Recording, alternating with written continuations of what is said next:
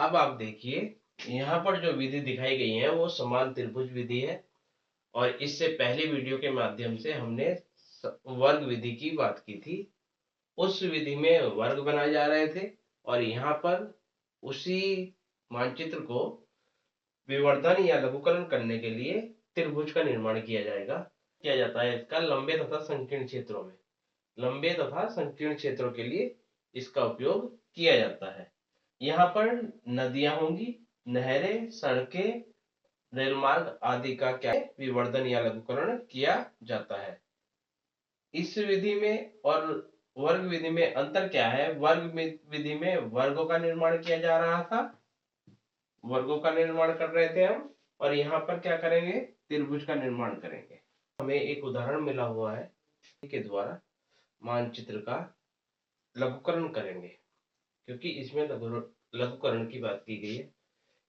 यहाँ उदाहरण में क्या कहा गया है कि किसी काल्पनिक नदी, अब आप ध्यान रखेंगे, क्या कोई काल्पनिक नदी है हमारे पास, काल्पनिक नदी है, काल्पनिक नदी का ए तथा बी बिंदु, कौन कौन से? ए तथा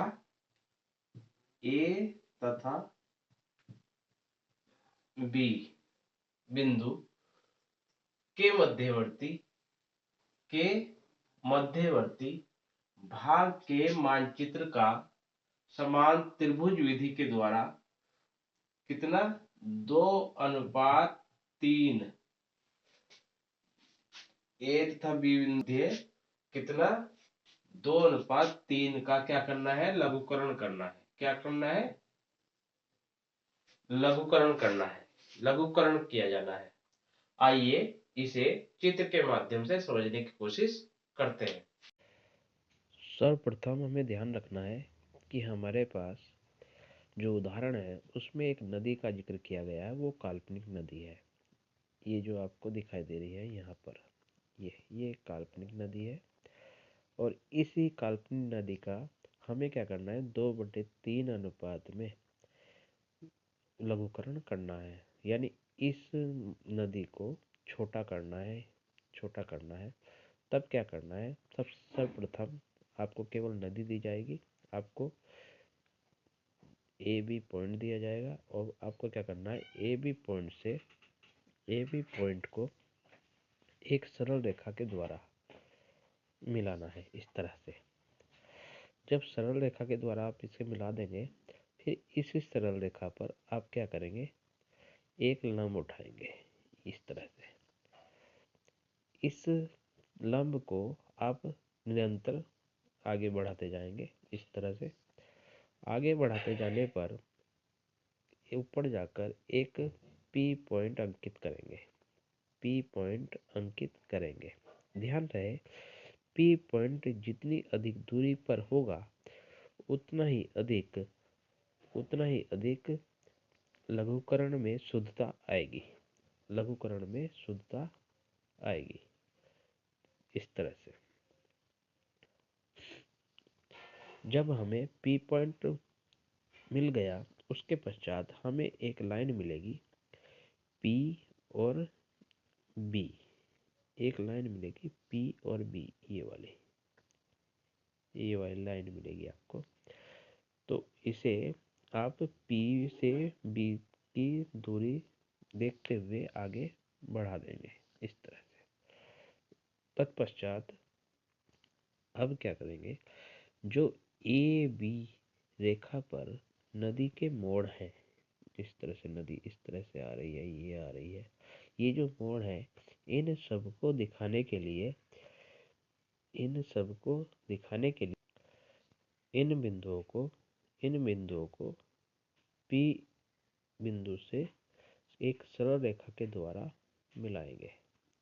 इस तरह से आप इन्हें आगे बढ़ाते जाएंगे और ये आपको पी बिंदु पर जाकर अंकित। अब मानचित्र का 2/3 भाग पर लघुकरण करने के लिए पीबी लाइन को, कौन सी लाइन है पीबी? ये वाली जो लाइन है, पीबी लाइन को समान दूरी पर समान दूरी पर 3 भागों में विभाजित करेंगे। एक आपका ये आ गया C, एक आपका ये आ गया और एक आपका P है। ये एक पॉइंट आपका P ये है। ठीक है। उसके पश्चात अब P बिंदु से दूसरा भाग दिखाने के लिए, एक भाग तो ये है, सॉरी,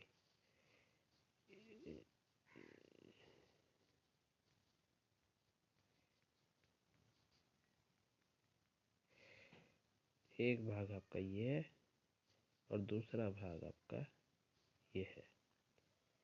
ये इसको दिखाने के लिए AB के समानांतर CD एक रेखा खींचेंगे।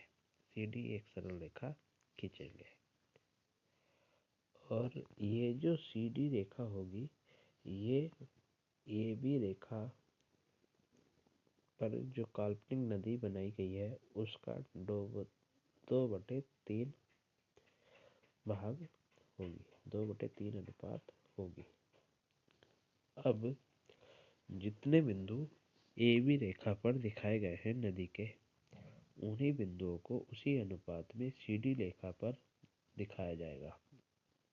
CD रेखा पर दिखाया जाएगा।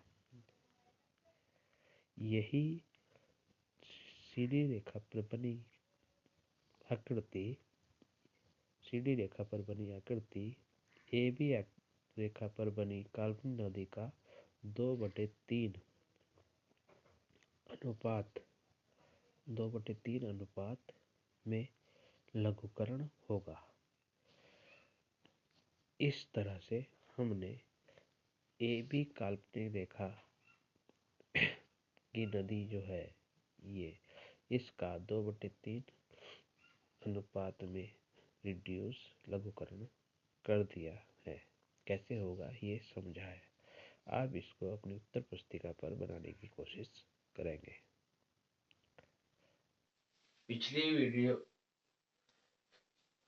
हमने पिछले उदाहरण के माध्यम से अपनी समान त्रिभुज विधि के द्वारा मानचित्र का 2:3 में लघुकरण किया, लघुकरण करने की विधि को समझा।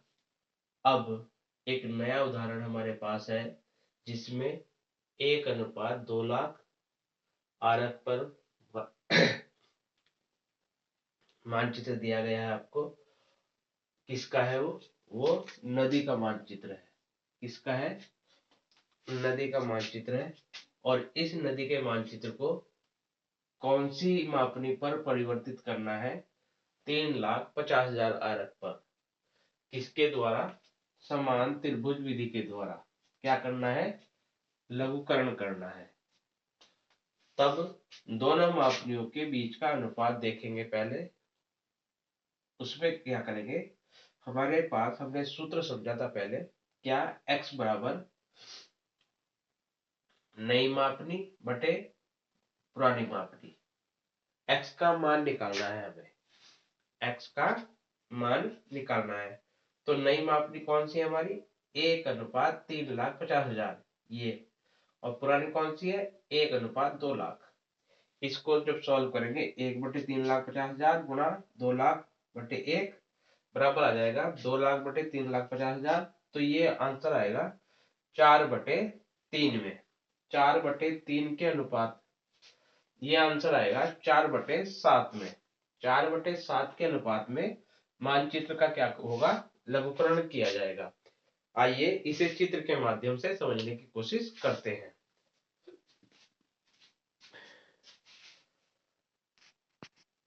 एक उदाहरण दिया गया है जिसमें एक हमें ऑर्डिनल स्केल दिया गया है 1:2 लाख और एक दूसरा स्केल मिला हुआ है हमें 1:3,50,000 का।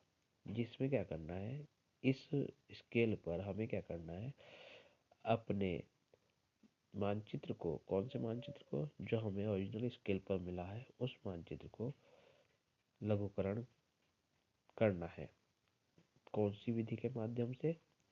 त्रिभुज विधि के माध्यम से, समान त्रिभुज विधि के माध्यम से। तो हमारे पास एक काल्पनिक नदी, हमने पहले भी जिक्र किया, अपने पहले उदाहरण में एक काल्पनिक नदी है जिसे ए बी रेखा के माध्यम से सरल रेखा पर मिला दिया गया है उस नदी के बीचों बीच। उसी तरह से हमें जो स्केल हमें मिला हुआ है उसको जब हमने सॉल्व किया है तो हमारे पास एक उत्तर आया है जो है 4/7, जो है 4/7। अब हम इसका लघुकरण करने की विधि को समझते हैं। अब क्या करेंगे, आपको जो हमें नदी मिली हुई है उसे ए बी रेखा के माध्यम से बीचों बीच से मिला देंगे। उसके पश्चात आपको, जैसा कि हमने पहले उदाहरण में ही क्रिया एक समझी थी, उसी के द्वारा पहले हमने क्या किया था, पीबी लाइन को 3 समान भागों में विभाजित किया था। अब यहाँ पर हम पीबी लाइन को 7 समान भागों में विभाजित करेंगे, 7 समान भागों में विभाजित करेंगे। क्योंकि हमें यहाँ पर 4/7 के अनुपात में लघुकरण करना है। तो अब क्या करेंगे, पीबी लाइन को हम क्या करेंगे, 7 समान भागों में विभाजित करेंगे, जैसा कि यहाँ पर कर दिया गया है। ये है 2 3 4 5 6 7, इस तरह से। अब इस तरह से पी से बी तक की 7 समान भागों में विभाजित करेंगे। उसके पश्चात आप सोचेंगे पीबी लाइन कहाँ से आ गई, वो सेम प्रोसीजर उसकी तरह आएगा जैसे अपने पहले अपने उदाहरण के माध्यम से समझा था कि सबसे पहले ए बी लाइन होगी, ए बी पर एक लंब होगा, ए बी पर एक लंब होगा, लंब आगे बढ़ता जाएगा जो आपको पी बिंदु अंकित मिलेगा। करेंगे आप पी बिंदु को अंकित करेंगे। पी बिंदु जितनी अधिक दूरी पर होगा उतना ही अधिक लघुकरण में शुद्धता आएगी। फिर पी बी से हमने एक लाइन खींची पी बी को मिलाते हुए, कौन सी, ये वाली लाइन, ये, और इसको फिर पी से बी तक 7 समान भागों में विभाजित किया। 7 समान भागों में विभाजित करने के पश्चात आप ये ध्यान रखेंगे कि हमें उत्तर में उदाहरण में क्या मिला था, 4/7 था। ये देखिए 4/7 है ना। तो जो चौथा स्थान है हमारा, उसे उस बिंदु पर हम क्या करते हैं, चौथे स्थान पर ए बी के समानांतर, ए बी के समानांतर, ए बी के समानांतर एक सरल रेखा खींचेंगे जो कि सी डी के नाम से जानी जाएगी, सी डी के नाम से जानी जाएगी। जो सी डी रेखा होगी, ये मूल मानचित्र ये हमारा कौन सा है, कितना है, 1:2 लाख का 4/7 भाग होगा, 4/7 अनुपात का भाग होगा, जो कि 1/3,50,000 की मापनी पर बना है।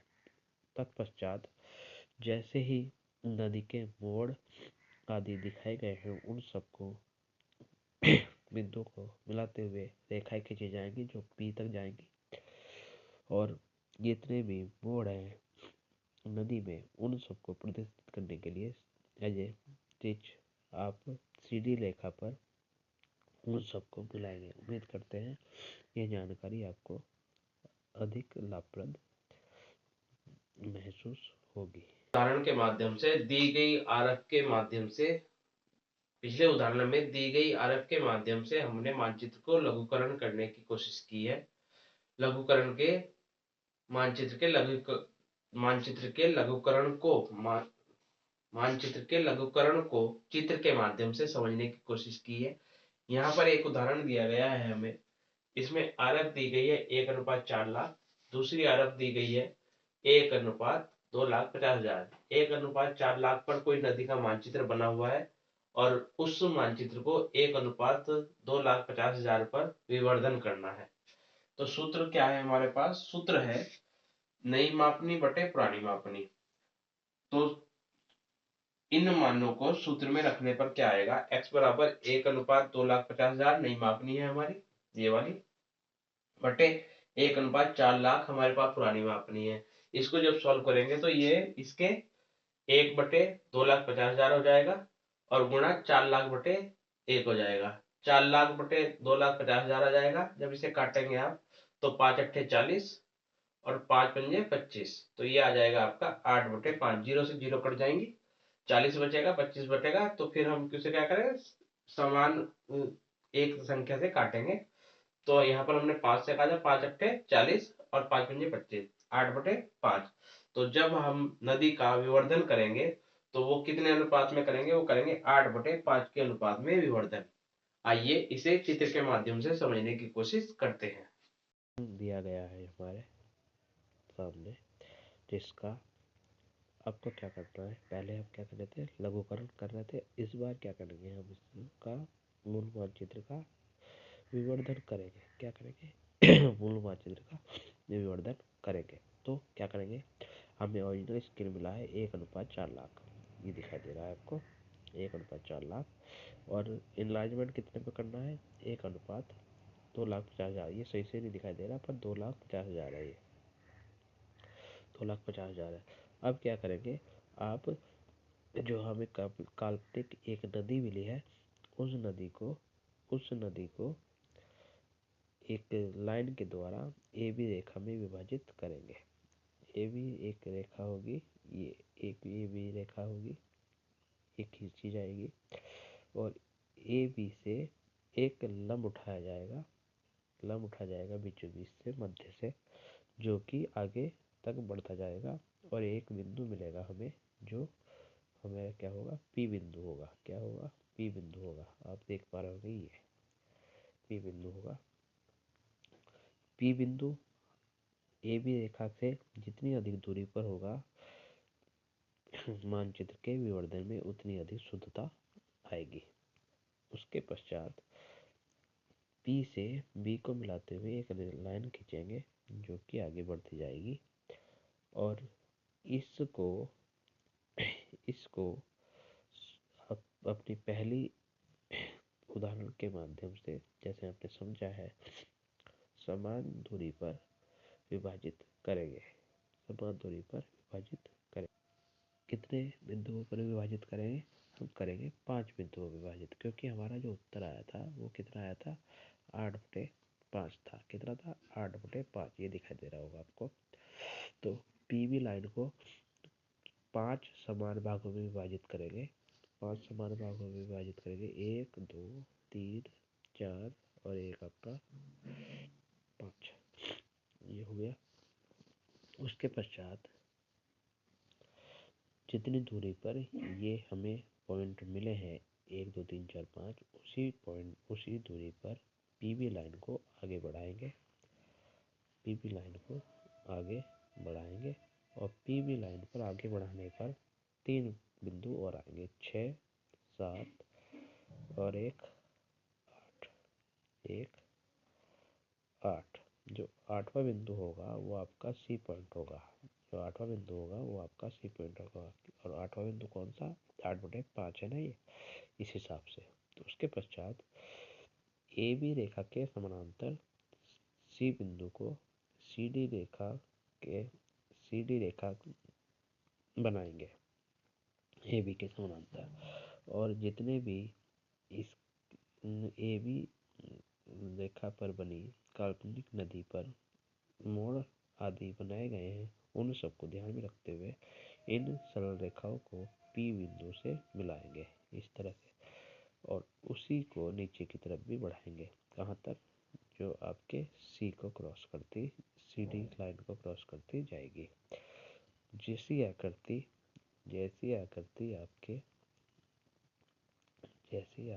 आपके ए बी रेखा पर बनी है, काल्पनिक नदी की से समान आकृति आप सीधी रेखा पर बनाएंगे। मोड़ आदि का विशेष रूप से ध्यान रखा जाएगा और इसको बनाएंगे। ये आकृति जो बनकर हमारे सामने आएगी, ये इनलार्जमेंट होगा विवर्धन होगा कौन से मानचित्र का, ए बी काल्पनिक जो नदी है उसका विवर्धन होगा। ए बी जो ऑरिजिनल स्केल है हमारा 1:4 लाख का, जो इनलार्जमेंट बनकर हमारे सामने आएगा वो आएगा 2,50,000 का, 2,50,000 का ये इनलार्जमेंट होगा। उसकी जो कि हमारा कितना होगा 8/5 अनुपात होगा, जो कितना होगा 8/5 अनुपात होगा। इस तरह से हमने ये उदाहरण जो मिला है मैं उसे समझने की कोशिश की है। उम्मीद करते हैं आपको ये समझ में आया। आज हमने अपनी श्रृंखला में मानचित्रों के समान त्रिभुज विधि के माध्यम से विभिन्न उदाहरणों के द्वारा समझने की कोशिश की है और आज हमारे द्वारा दी गई जानकारी आपके ज्ञान में बढ़ोतरी करेगी, आपको सहयोग प्रदान करेगी। इसी उम्मीद के साथ हम आपसे विदा लेंगे। जुड़े रहिए, तब तक के लिए नमस्कार।